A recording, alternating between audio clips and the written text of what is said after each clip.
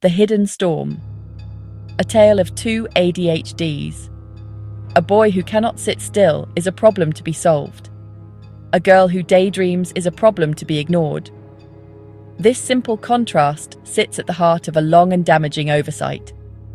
For decades, ADHD was seen almost exclusively as a male condition. Disruptive young boy, bouncing off the walls, unable to focus on his schoolwork. This picture left countless girls and women invisible. Their struggles were just as real, but they looked different, quieter, more internal, far easier to misunderstand.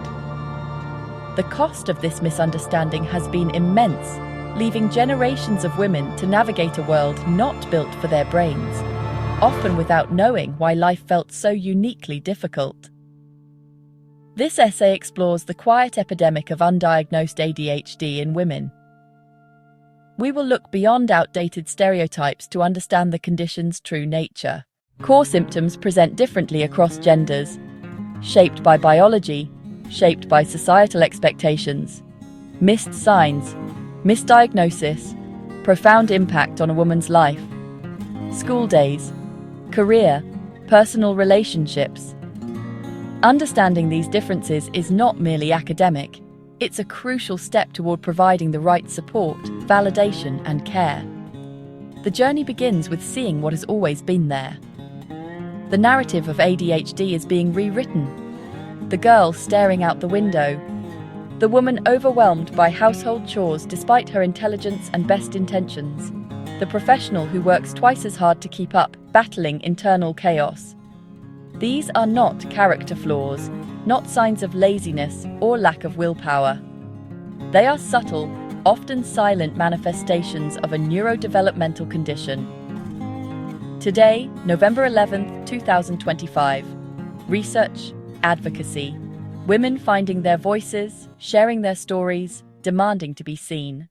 When we think of hyperactivity, the image that comes to mind is often a young boy in constant motion. He may be unable to stay in his seat, running, climbing, excessively fidgeting with anything he can get his hands on. This is known as externalized hyperactivity.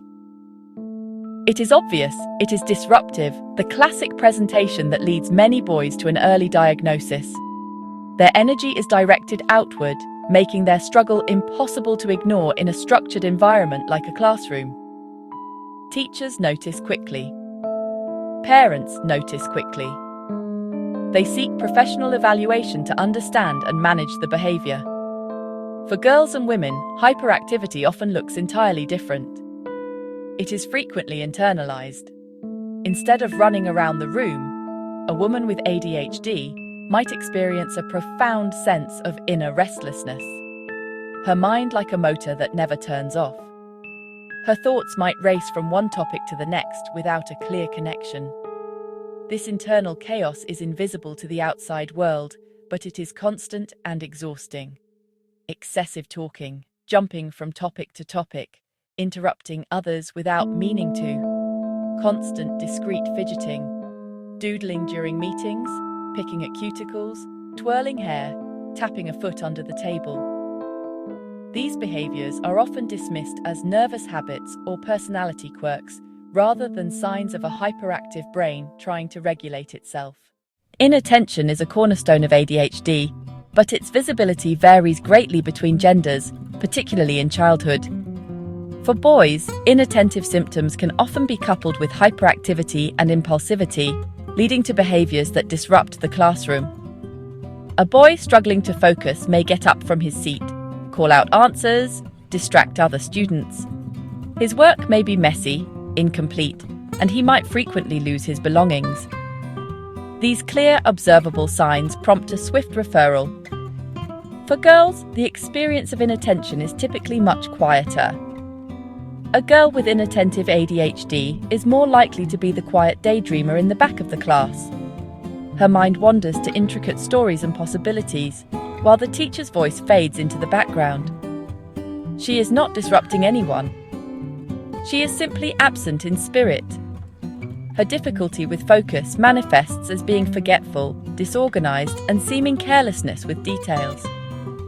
She might miss key instructions, forget to hand in homework, or make simple mistakes despite knowing the material. These behaviors are rarely seen as symptoms of a neurological condition. Instead, girls are called lazy, unmotivated, spacey, ditzy. She internalizes these messages, believing she is fundamentally flawed. She knows she is intelligent, yet she cannot seem to meet expectations. This creates a painful gap between her potential and her performance, leading to feelings of shame, anxiety, and a pervasive sense of being not good enough. This leads to the phenomenon of masking, complex coping strategies to appear organized and attentive, even when the mind is in turmoil. ADHD is not just a disorder of attention and activity, it is also profoundly linked to emotional regulation. In boys and men, emotional dysregulation can manifest as externalized outbursts. For girls and women, it is more commonly internalized. Criticism can feel like deep personal rejection. This heightened sensitivity is often referred to as rejection-sensitive dysphoria, or RSD. It can make social interactions fraught with anxiety and drive people-pleasing. Women presenting with anxiety, sadness, and low self-esteem are far more likely to be diagnosed with anxiety or depression than with ADHD.